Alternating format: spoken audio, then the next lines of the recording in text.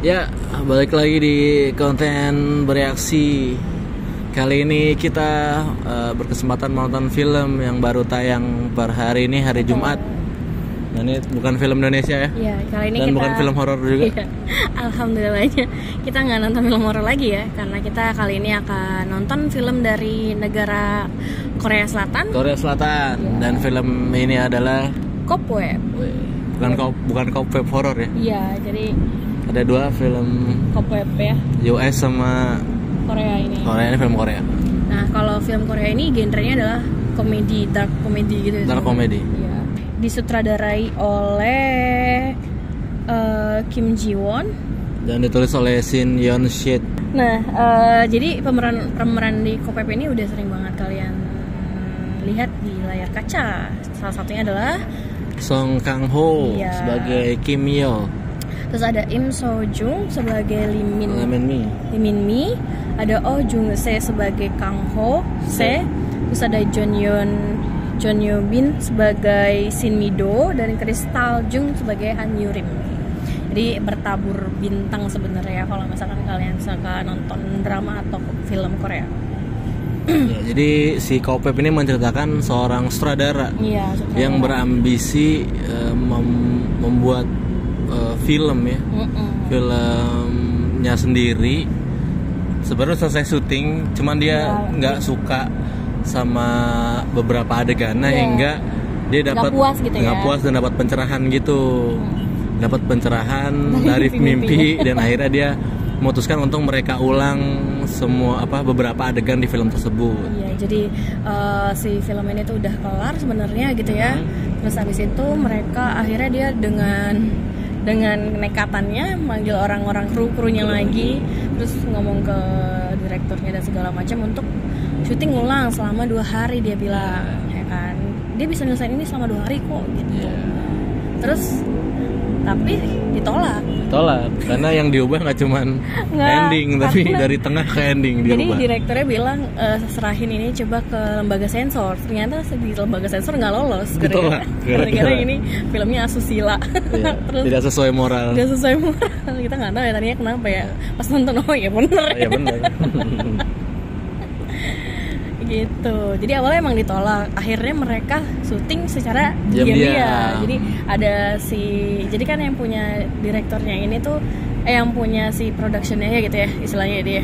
Direkturnya ini itu direktur kan, Kim direktur Baek itu kan yang punya perempuan, yang punya direktur gitu ya. Nah terus dia tuh punya ponakan namanya Mido. Dia bilang tanya lagi sama Mido, terus akhirnya si Mido ini tadinya kan udah nggak boleh nih ya, terus akhirnya si direktur Kim nemuin si Mido kan buat ngasih naskahnya. Dan ini lu baca dulu. Terus si Mido sangat tersentuh gitu. Iya, tapi menangis ya. Nggak ngerti bagian mana. Iya. Ya udah akhirnya kayak ya udah nggak apa-apa, di bawah tanggung jawab dia gitu. Akhirnya jalan lah nih syuting tanpa persetujuan izin ya, tanpa izin direktur dan izin lembaga sensor gitu kan. Jalan lah gitu. Terus kirain mah cuman diubah dikit ya, ternyata hampir merubah dari tengah sampai akhir. Karena dia nge-recall ulang lah tuh pemain-pemainnya ya, pemain utamanya sama pemain pembantunya, dan dia akhirnya bisa dibilang berhasil lah buat nge-reka ulang. Tapi baru setengah reka ulang nih berjalan nih. Tiba-tiba banyak ya. Tiba-tiba si direkturnya nih dateng. Ya kenapa bisa tiba-tiba nggak ada perintah dia kan?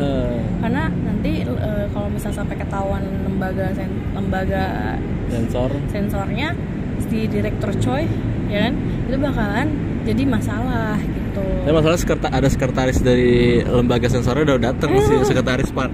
Iya tapi di ajak mabuk sama Mido. Ya begitulah intinya. Sampai akhirnya dibilang lah di negosiasi kalau misalkan ini filmnya mau dibikin film anti komunis. Karena direktur Choi suka banget film anti komunis. Iya, gitu. karena pada zaman itu tahun 1970-an latarnya. Jadi pemerintah Korea Selatan sangat menyukai nih film-film anti komunis. Dan jadi tuh ya film yang mereka buat itu film hitam putih gitu ya, hitam pada putih, zaman itu ya. Benar. sebenarnya sih filmnya tuh menggambarkan struggle-nya syuting pada zaman tersebut gitu ya. Selain dari plot awalnya ambisinya sutradaranya sendiri dalam bikin mahakarya ceritanya kan. Terus gimana susahnya reka ulang dan gimana masalah-masalah antara krunya lah sampai akhirnya aktornya juga punya masalah sendiri. Si Jose sama si Yurim terlibat drama lah, cinta terlarang, perselingkuhan. Tapi ya itu sebagai komedi gelap gitu ya, kalau ngegambarin kalau ya aktor-aktor biasanya suka begitu ya. Ternyata si sekretaris Pak ini disekap gitulah di suatu ruangan ya, untuk menyembunyikan bersama si pemburu. Jadi ada pembantu dia jadi pemburu dan dia nggak terima kalau jadi pemburu, dia mau jadi pahlawan gitu kan. Karena dia udah 10 tahun dia cuma nggak pernah jadi pahlawan. Terus kan sutradaranya lo aja nggak ikut wamil, lu gimana jadi pahlawan perang gitu. Akhirnya dimabokin juga, akhirnya disekap. Iya. Jadi dua ini tuh bakalan jadi kunci di akhirnya gitu ya. Iya. Tapi akhirnya dibolehin itu syuting kan sebenarnya sama direkturnya jalan. Tapi jangan sampai orang lembaganya datang, direktur utamanya datang. Jadi tuh si direktur Kim ini tuh benar-benar terambisi banget ya, gara-gara tuh dia tuh sering diremehin mulu ya. Dikatain sama kritikus film katanya. Enggak, dia tuh udah diremehin di industri sama kritikus dikritik mulu, mulu. Jadi dia sebelumnya tuh pernah bikin film mahakarya juga. Terus kayaknya mungkin menang award kali apa gimana gitu ya. Cuman begitu selanjutnya dia cuma bikin film full yang sampah gitu. Kata kritikus, makanya lo berhenti bikin film sampah gitu. Makanya dia mau buktiin nih lewat film yang judulnya tuh Cobweb. Judul sama. Nah terus makanya dia usahain sebisa mungkin, akhirnya diizinin sama direktur Beck ya. Terus habis itu tiba-tiba si direktur Choi datang. Direktur Choi datang, kepala LSF-nya, lembaga sensornya datang. Dan tanya, apakah ini benar film anti komunis kan? Anti komunis. Iya, anti komunis gitu. Ya pokoknya intinya mereka berusaha menyembunyikan itu. Apakah itu akhirnya endingnya ketahuan atau enggak? Ya bisa kalian tonton. Tapi ini adalah menyembunyikan sesuatu yang lebih besar lagi daripada filmnya sendiri gitu. Jadi ini bukan sekedar ambisi tapi sudah kriminal. Apa kriminalnya bisa kalian tonton gitu ya? Mencuri hak orang. Benar. Apa itu yang dicuri? Coba dilihat di film.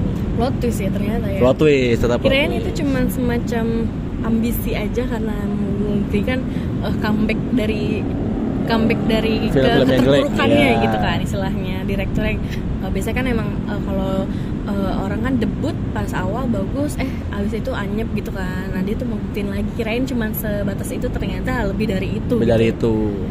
Iya. Tapi emang setelah filmnya jadi ini tuh emang syutingnya filmnya tuh jadi ada adegan syuting, ntar jadi syutingnya tuh kayak gimana di ada film di dalam film. Nah, filmnya hitam putih sampai filmnya juga ditayangin ya. Ditayangin banget sampai ending, baru tuh kita sadar kalau memang sebenarnya film dia sampah. Masa dari film drama berubah ke horror, crime, berubah ke monster. Terus nggak ngerti itu. Ya jelas kritikus marah-marah memang. Nggak tahu ya, mungkin kalau untuk film 70-an kayaknya dia masih masuk akal kali, makanya dia bisa jadi masterpiece gitu loh, salah satu masterpiece. Aduh capek banget. Cuman dari segi filmnya bagus ya, jadi cerita yang diambil sama ya dia menceritakan apa yang dulu terjadian di masa lalu gitu. Oh iya. Apa yang dilakuin pekerja film pada zamannya. Dan katanya juga film ini dari kisah nyata ya katanya. Iya kayaknya kalau nggak salah sutradaranya tuh terinspirasi dari sutradara pada zaman tersebut pada tahun 70-an itu gitu. Mereka juga bikin ngasih tahu kalau syuting itu di satu set kayak gini apa aja resikonya gitu ya kan, gimana susahnya ngebujuk aktor sama aktrisnya buat untuk pengen satset tapi kan namanya orang kan ada aja mood gitu moodnya, mood swing gitu. Gimana susahnya pada zaman itu bikin terus sosok ngegantiin pemeran tapi nggak bisa. Terus direkturnya kecewa. Aduh, tapi ya sebenarnya karena ini film komedi, sebenarnya kan nggak expect ini bakalan gimana ya. Ini tuh komedi bukan yang kita bikin terbahak-bahak, tapi tuh lucu. Lucunya tuh, dan mereka tuh nggak yang sengaja lucu. Lucu nggak, tapi memang tuh lucu sarkas aja. ya, lebih ke banyak sarkasnya gitu. Jadi kayak lucunya tuh kayak karena sarkasnya itu loh lucu gitu. Ya kalau misalkan kita bandingin sama 6/45 beda ya. Kalau ini emang komedi yang bikin ketawa terbahak-bahak gitu. Buat kekurangannya sendiri di film ini, Kurangannya mungkin kita harus dalam penjelasan ini ya, latar belakangnya palingnya. Iya benar, agak kurang dijelasin lebih detail. Jadi maksudnya kita harus fokus tuh nonton, harus fokus dan ngafalin namanya gitu ya. Ini siapa, kenapa ini begini gitu. Kalau misalkan nggak fokus tuh jadi kelewat gitu ya. Jadi ini siapa sih, apa hubungannya sama ini gitu. Makanya ini bagus, plot twistnya juga bagus. Terus juga kayak peran yang detektif yang dari itu Itu nggak penting ya. Nah, mungkin biar lucu aja. Dia juga pas di tag kan nggak ada. Adegan dia apa nggak ada kan? Saya ada. Siapa dia mau ngapain? Dia cuma pemeran pembantu gitu. Iya.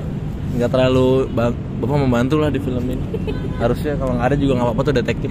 Ya, buat lucu aja kan ya. Buat lucu aja. Bagus sih filmnya. Ya sampai di rating 8. Berapa rating untuk Cobweb? 8/10. Aku 7,5/10. Mantap. Bisa ditonton. Bisa ditonton di bioskop ya. Jumat ini baru tayang di CGV dan Cinepolis saja. Oke, sampai ketemu di konten beraksi selanjutnya. Karena kita masuk Jakarta Film Week, nanti kita akan banyak review film Korean dan ada Korean Indonesian film juga. Nanti tunggu aja konten-konten selanjutnya ya. Bye bye.